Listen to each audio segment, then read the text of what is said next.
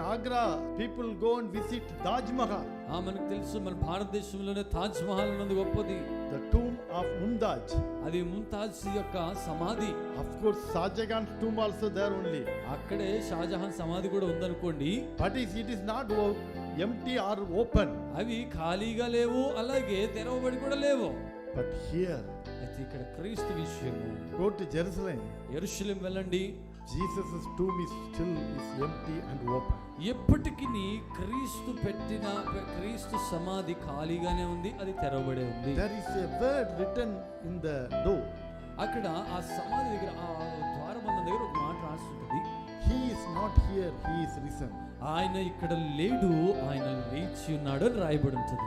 This is a historical truth and universal truth. No one can deny it. అది విశ్వసత్యము, చారిత్రకమైన సత్యము, ఎవ్వరు దాన్ని కాదు అనడానికి లేదు.